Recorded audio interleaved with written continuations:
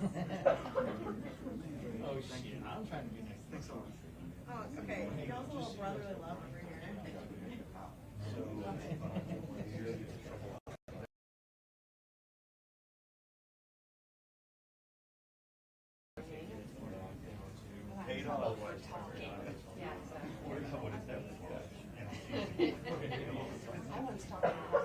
Mic check, mic check. Mic check, 1 2 1 2. Mic check. Jeff, is it good? Okay.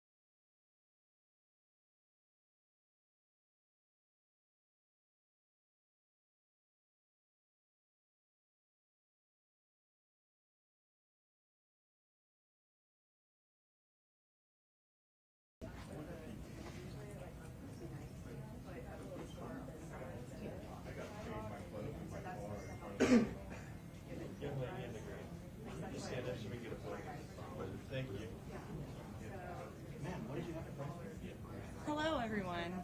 I did get mistaken earlier for being part of the governor's office, but I'm not. I'm not. I'm not. Thank you so much. All right. Thank you, everyone.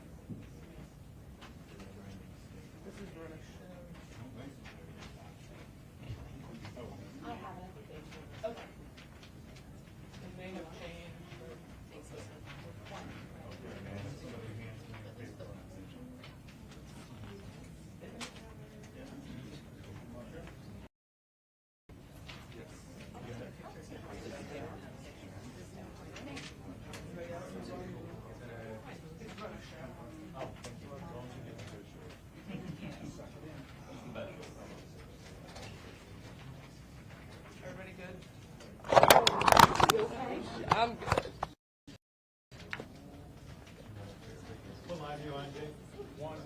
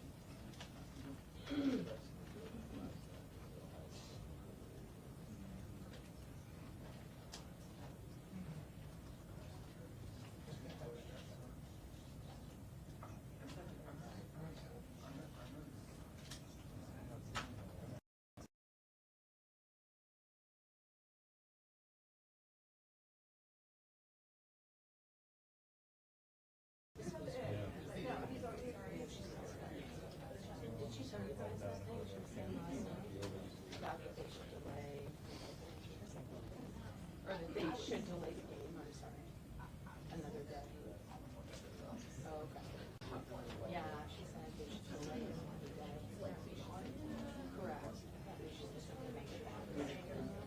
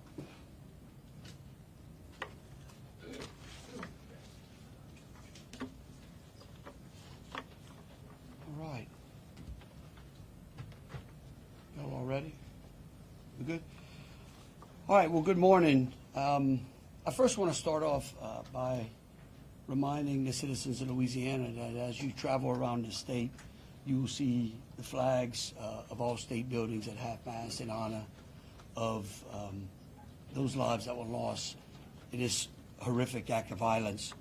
I also think that it's important to remember that what happened yesterday was akin to those who are old enough to remember jigsaw puzzles, and that you would take a 1,000-piece jigsaw puzzle and you empty the box, and you've got to start sifting through those pieces, and you want to start, if you're real good, you start at the corners, right?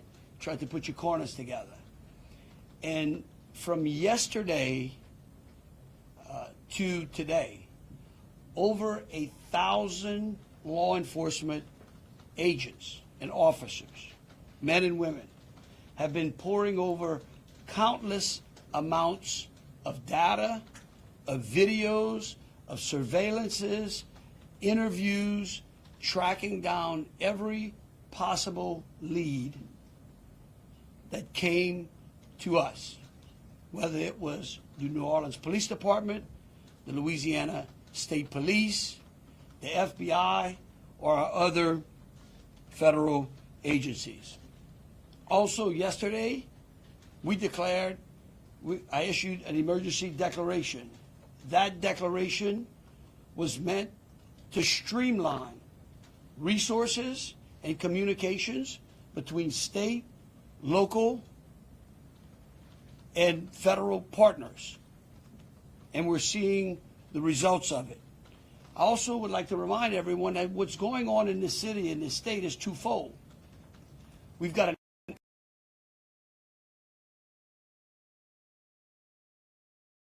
continuing to secure the city in preparation for 3 o'clock kickoff time for the Sugar Bowl. With that, I would also remind those who are in the city that as far as state resources are concerned, we have the Louisiana State Police, the Louisiana National Guard, which was part of that emergency declaration, which allowed us to put an entire MP company on the ground. Those become force multipliers, is what we call that in law enforcement and the military. That helps to add to the resources that we have. Wildlife and Fisheries, the Department of Corrections, DSF, DHS, our Veterans Affairs, our Probation and Parole, all state agencies. Any state agency who has a post-certified officers are here in this city to help secure the city. And so with that, I would like to turn it over to Christopher Rea, who is the Deputy Assistant Director of the FBI's Counter Terrorism Division. Chris? Thank you, Governor Landry.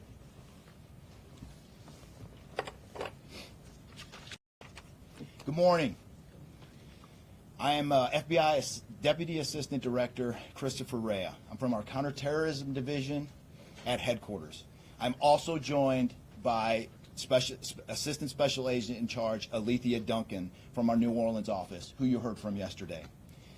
I'm here to discuss not only the latest investigative information we have here in New Orleans, but I'll also let you know about other investigative activities outside of the state. I first, and most importantly, want to send our deepest condolences to the victims of this horrific attack and their loved ones. 14 innocent victims were killed in this senseless attack, and at least 35 are injured. We cannot ease the grief people in this community and across the nation are feeling at this time, but rest assured, we stand with you and in support of you. All the resources, and I'm going to go into that a little bit later, all the resources of the FBI are being focused on tracking down every piece of evidence, every lead, every interview, every potential lead we've got. While I won't be able to answer all your questions today, my goal is to be as forthcoming as possible with you on what we've uncovered so far. First and foremost, let me be very clear about this point. This was an act of terrorism. It was premeditated and an evil act. This was obviously a critical incident, and with that, lots of information and tips come pouring in from law enforcement, first responders, and the public. We have been aggressively running down these tips and information. As you all know, that takes time, and we will continue to do so until every lead has been followed through on. This investigation is only a little more than 24 hours old. So I ask you to keep in mind that as I go through some of the specifics later.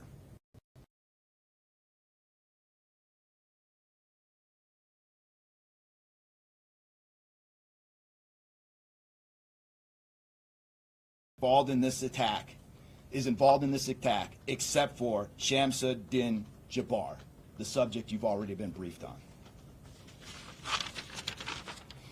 A little bit about what the FBI is doing. So we are surging people and assets to the area from across the region and across the nation. Special agents in multiple field offices across the country have been deployed and are assisting with potential aspects of this investigation and following up on every lead. Additional teams of special agents, professional staff, and victim specialists continue to arrive to provide more investigative power and assistance to the victims and their families. We've also forward deployed a number of our critical incident response group assets, including members of our hostage rescue team, special agent bomb technicians, and crisis management coordinators. In addition, we have deployed more evidence response technicians to continue to process the various scenes that we have.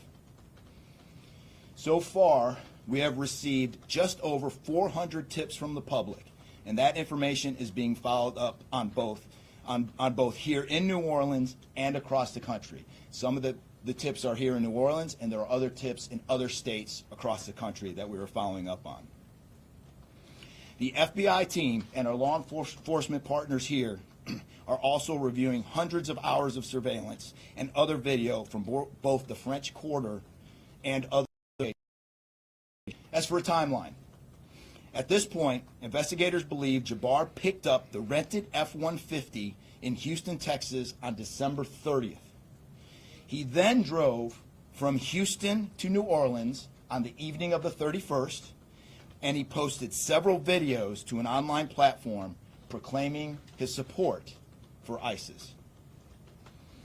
There were 5 videos posted on Jabbar's Facebook account, which are time-stamped beginning at 1:29 a.m. and the last at 3:02 a.m.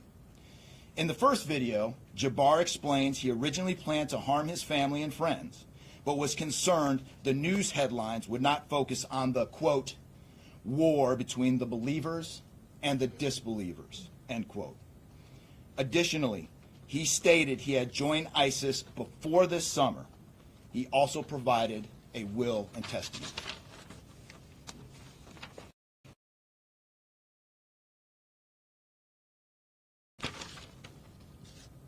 FBI, we have a couple different scenes at the location. We have released the scene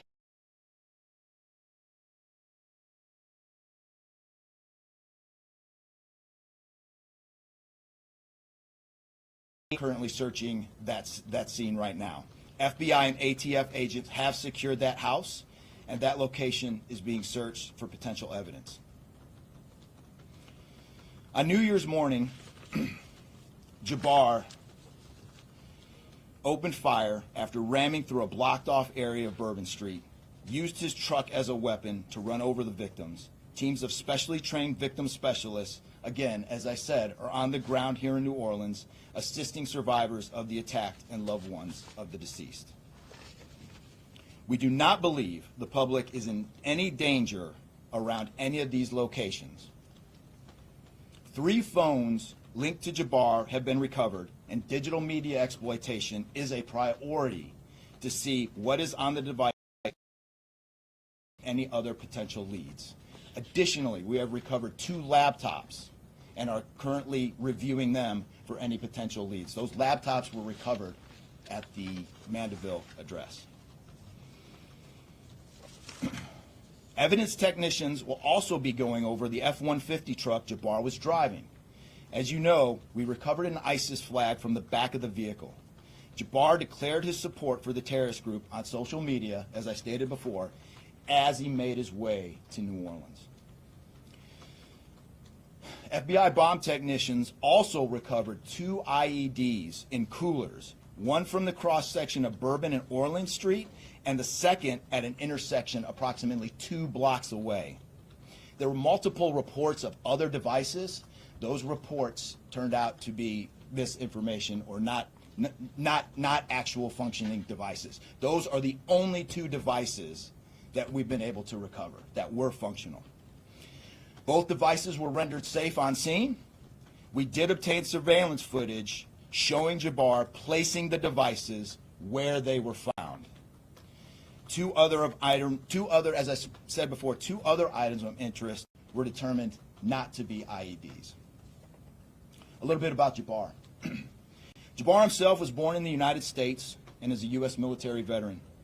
We are looking in everything in his life. While we have interviewed many people who know Jabbar, we still need to talk to others. Whether you know Jabbar personally, worked with him, served in the military, or saw him in New Orleans or Texas, we need to talk to you. You may not think you have relevant information, but what you know could tie in to one of our investigative leads. Specifically, we want to talk to anyone who was in the French Quarter on New Year's Eve or early on New Year's Day.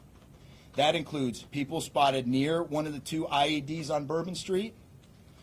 The IED was inside a cooler, and many people stopped and looked at the cooler and then continued on their way. Let's be clear, again, we do not believe at this point these people are involved in this incident in any way. We want to speak to them as witnesses and want to know what they saw and when. I went down to the crime scene last night. It is very hard to put into words what it looked like and how difficult it was to see. Anyone with information can call us at 1-800-CALL-FBI or send digital tips to fbi.gov/Bourbon Street attack. Response teams finished their work at the crime scene. Bourbon Street has been turned over to the city of New Orleans. As you know, there's also an FBI investigation in Las Vegas. We are following up on all potential leads and not ruling everything out. However, at this point, there is no definitive link between the attack here in New Orleans and the one in Las Vegas. And again, I'll preface, as I close, I'll preface everything with what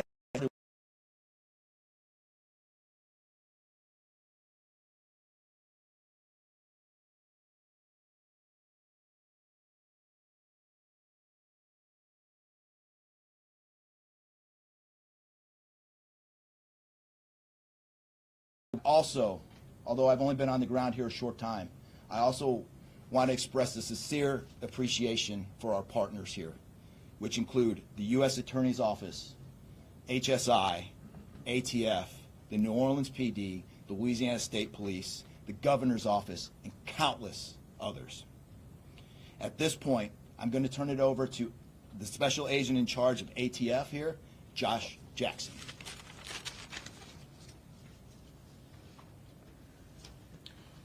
Hey, good afternoon. As stated, my name is Joshua Jackson. I am the Special Agent in charge for the ATF New Orleans Field Division. And ATF's primary mission is reducing and solving violent crime throughout the United States and abroad. Solving part is the focus of this investigation. ATF resources that have been brought to bear to the city and to focus with our federal, state, and local partners have been our national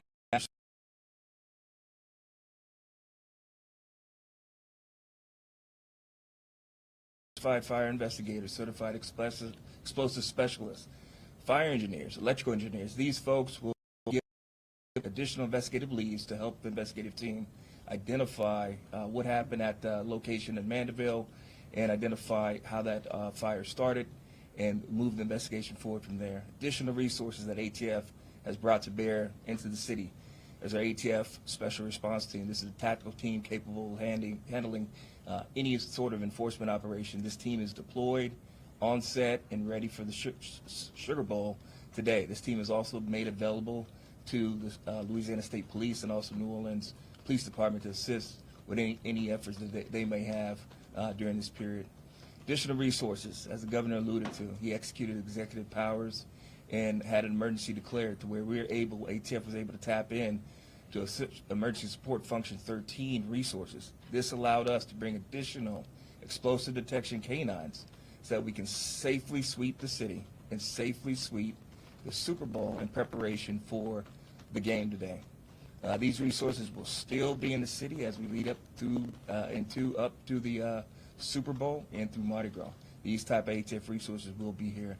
The last resources the ATF has brought to bear, and probably the most important one, is our victim witness coordinators. These folks come in and they provide resources to the victims and the family members that have suffered greatly during this tragedy. The entire city hurts, but the victims and the family members are in need of resources and care long after this investigation wraps up. This time next year to be hard for the families and friends who suffered during this event. So our victim witness coordinators are working with the FBI, the City of New Orleans coordinators to provide resources to these folks out here. And as we move forward, ATF will be committed. We will work with the investigative team moving this investigation forward, but also will be here.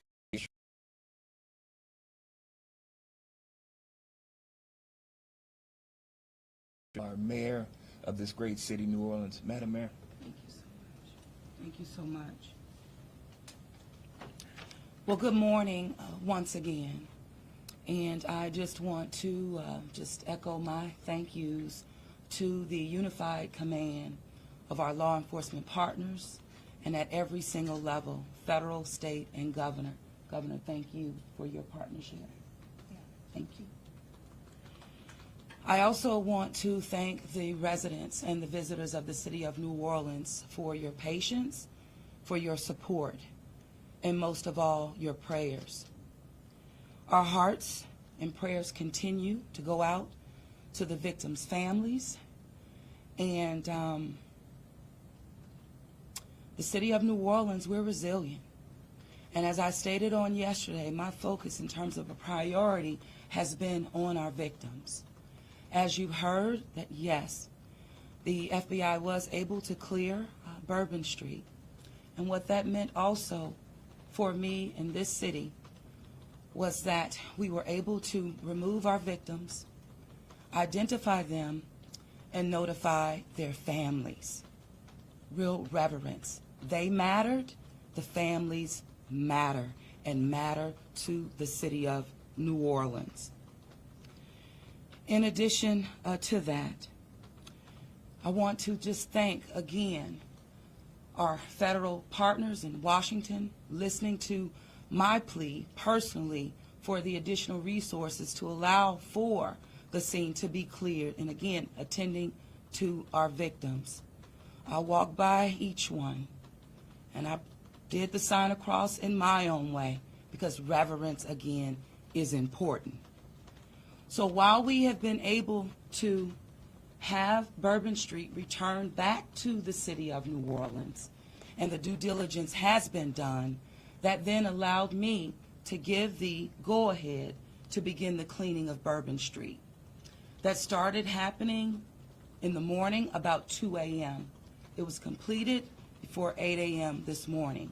But that has really set the tone, I would say, and with the confidence that I have in the law enforcement partners, all of the resources that have been activated, how we have made sure that safety continues to be our top priority, how our assets have been deployed strategically, again, for the safety and the protection of our visitors and our residents in the city. And because of that, the confidence is there to reopen Bourbon Street to the public prior to game time today. The first order will be to allow for vendors to come in and service the businesses. That's important in order for us to stand up activation, as you know, Governor. And so with that, I want to reassure the public that the city of New Orleans is not only ready for game day today, but we're ready to continue to host large-scale events in our city because we are built to host at every single turn. I want to, again, thank all of those who respond.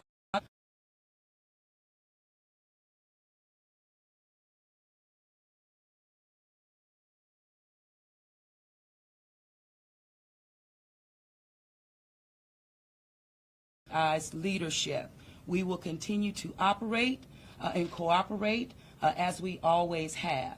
So I want to also thank all of our partners for the added resources for victim and crisis management. We know that that's, again, important. Working with our partner, the Greater New Orleans Foundation, we have set up a fund for our victims' families for not only the future. As you heard, this is going to be a long process for our people. So with that, the city of New Orleans, and with all of my confidence, we are ready. And we could not get here, again, without the unified presence, support, and cooperation. We are stronger together. And I want to say, again, thank you so much. Thank you, Governor. So once again, the governor would like me to reiterate that Bourbon Street will be prepared for full activation before game time today. We know 3 p.m., so we're working towards 2:30 p.m. But prior to game time, the kickoff, Bourbon Street will be restored. So we're hard at work now. Our teams are now, and of course, working with our business community to serve our public and serve our residents and our visitors alike.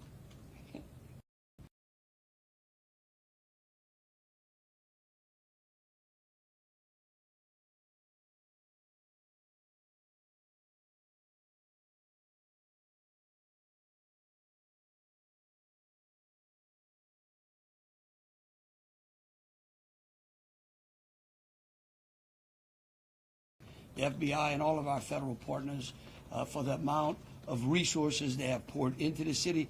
This type of event, and that's the tragedy of it. And I think it's important for people to understand that to protect our citizens in America from evil, you have to crush it. You can't go out there and placate it. You can't go out there and say, oh, I'm going to put this in place and that in place and hope that evil doesn't show up on your doorstep, because it will. You have to crush it. And that's what we're going to do here. We're going to put it all behind us. We're going to continue to keep the victims, those that are in the hospital, either fighting for their lives or trying to recover, in our thoughts and in our prayers. But you know, this morning, and I don't want to single out just one news source, but I just happened to turn on Fox and Friends, and that was a young man who was interviewed, who was actually on Bourbon Street during this horrific act of terrorism. And they closed out by asking him, what now?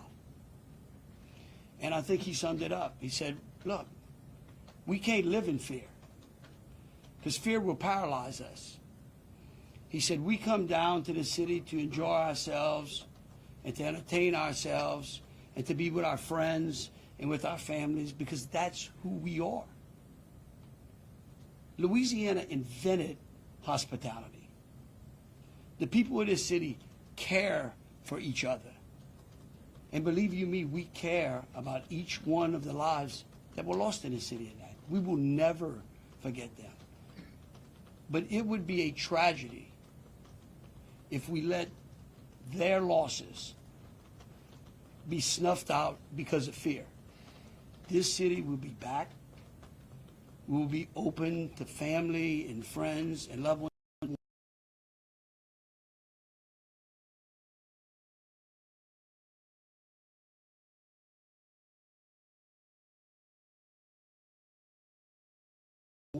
Those again, who have lost loved ones in mine, and we're going to get on to the business of this city and this great country. With that, I'll take any questions. Governor, this is for you and the assistant director. The message has really changed since yesterday. Yesterday, the FBI said that people should be vigilant, that he did not act alone, that he likely had help, and now you're coming out the very next day and saying he was a lone wolf, everything is safe, the game moves on, everybody had a good time. How can you be so sure just 12 hours later? Well, we're going to bring him up, all right? But here's what I want to remind everyone. Like I was a deputy sheriff, right? I worked in a jail. I worked on the street. I worked on the interstate. I served warrants. I can tell you. Look, in today's world, I get it. Information, we get information like that. Everybody lives in a 15-second TikTok video. We think that life operates like it does on our phones, and it just doesn't. Information changes. In fact, that's why we ask the media for patience. We get information, like I said, no one dumps a 1,000-piece jigsaw puzzle and puts it together in 5 seconds. Okay? And what I would tell you is that I appreciate the fact that what we did was we're under-promising and over-delivering today. And I think that's important. And I want to remind something. Look, because over the last decade, law enforcement has taken it on the chin, unfairly. And there are great men and women serving in the FBI, in ATF, in Louisiana State Police, in New Orleans PD. Our sheriffs have been unbelievable in this. And I tell you, they want to protect you all. And we have to trust them. And sometimes the information we put out, we end up finding out that it may be incorrect. But guess what? What we're doing here is something that I think is important. It's called transparency. And look, something may change again. Here's what I do know, though. Right now, this is one of the same things. It doesn't mean that nothing can't happen. Thank you, Governor. And to echo exactly, I think the governor put it eloquently, as could be said. In a lot of these instances, I also had the opportunity to deploy to Boss Bomb, and I will tell you this is almost carbon copy to Boss Bomb as far as the inaccurate reporting that comes up. And what the governor said is we want to be transparent with the public. Years of the FBI not being transparent, we're being as transparent as we possibly can. Unfortunately, as we're being transparent, unfortunately for that, there is some information that we have to go back and recorrect. And in this particular incident, you heard the resources that we brought, that the other state and locals have brought. We've had 24 hours now to go through media, to go through phones, to interview people, to analyze those videos, analyze other databases. And after all of that, there's been hundreds and hundreds of leads done just in 24 hours. We're confident at this point that there is no accomplices. And I'll give you an idea of how that information sometimes a lot of the early reports came out that there were extra people that were setting the coolers down, right? It turns out those were just patrons on the street that were looking inside the coolers, right? We didn't know that at first, so we had to kind of track all that down and put that to rest. So that's just an example, one of the pieces of information, but there were other pieces of information that after we got our feet under us a little bit and on the ground here, we were able to put together a much more accurate picture of the subject and his attention. Just one follow-up. The updated test tool, we just wanted to double check. 15, and then the shooter himself would be 15 total, to include the shooter. And was the terrorist wearing a The suicide vest? IEDs, were the IEDs pipe bombs, and have you discovered a remote detonator anywhere? And when you said that you have surveillance footage of the suspect planting those IEDs, what time roughly were they planted? Yeah, those roughly a couple hours. I don't have the exact times in front of me. A couple hours prior to the attack, probably after midnight. I want to say 1 or 2 in the morning, So but I he can't. left the area and came back. Correct. That's our assumption now. I mean, we still have a lot to work through. We're getting more surveillance video and everything else, but that's the assumption. Was he wearing a suicide vest? It's being done on Bourbon Street. Would there have been canines out on New Year's Eve? Would there have been bomb sweeps done? Look, as part of the regular precautions? Let me just say this, and either Joe or Rob will correct me. Look, a bomb dog doesn't operate like a drug dog, right?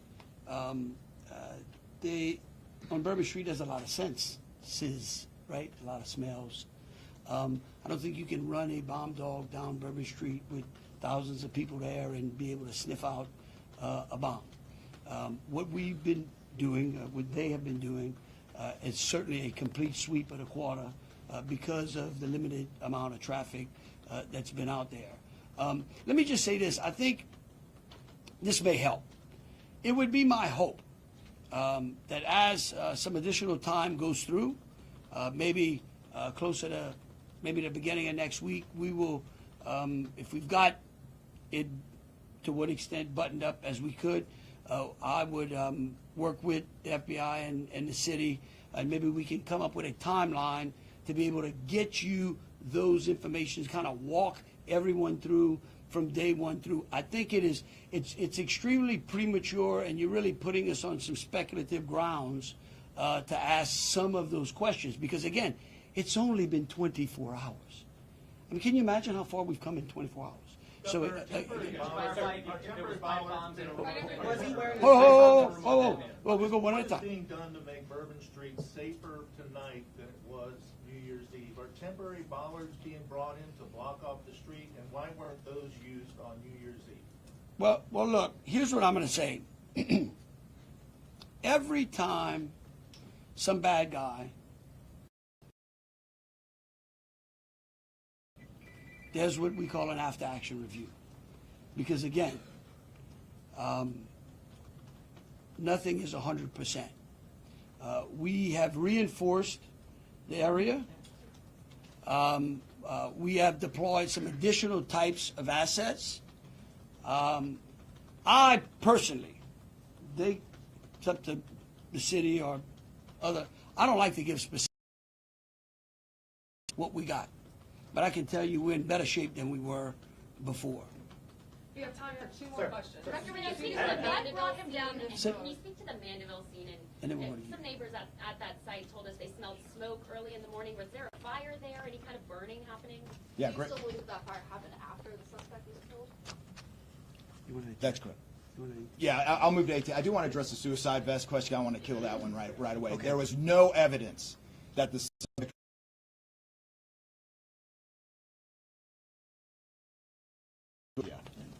Yeah, as to the fire at the Mandeville scene, so our working theory now is that the fire started after Jabbar was already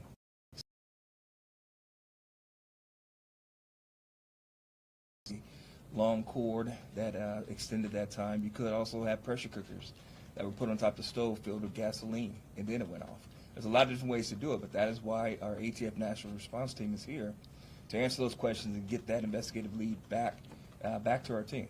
So more to come on that. We're still processing that scene. We're out there right now. Are you able What to is assess what type of... how he became radicalized over all of this time? What brought him to Bourbon Street? Do we have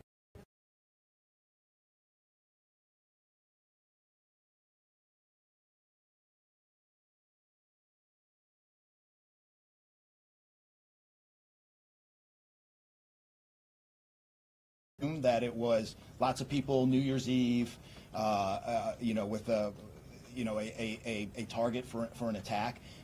That's the stuff in the coming days as far as that path to radicalization that we're really going to be digging into and making a priority of. So what I can tell you right now is that he was 100% inspired by ISIS, and so we're digging through more of the social media, more interviews, working with some of our other partners to ascertain just how to ascertain a little bit more about that connection. We're gonna do one more. Kate. right there?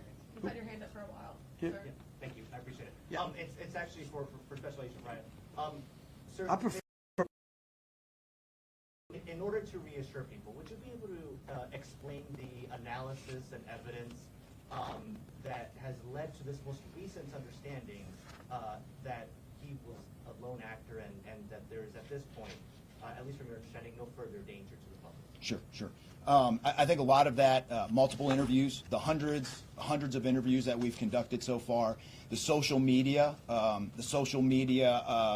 review that we've done of his accounts, by my count now, the 5 devices we have, the 3 cell phones and the 2 laptops, been able to initially triage or go through that, and there is just nothing to indicate through call records, through anything on those devices, through interviews, through anything in our systems that he was aided in this attack by anybody. And again, I have to caveat, like the governor said, it's just 24 hours into it. And that could change, but right now we've got a much better picture and much more confidence on what we were dealing with than we were just 24 Mayor, hours we have a meeting. All right, look, thank y'all so very much. Again, we are going to try to get y'all as much information as possible, so any additional information will be put out through press releases. Thank you so very much. Moving forward, are we going to be making Bourbon Street a pedestrian only, or are we going to be allowing cars to drive? Pedestrian only?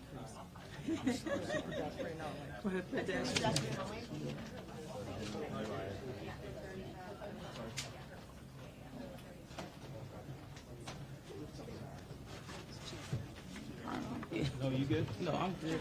Yeah, take it down. Oh, no. I'm giving them to the hand.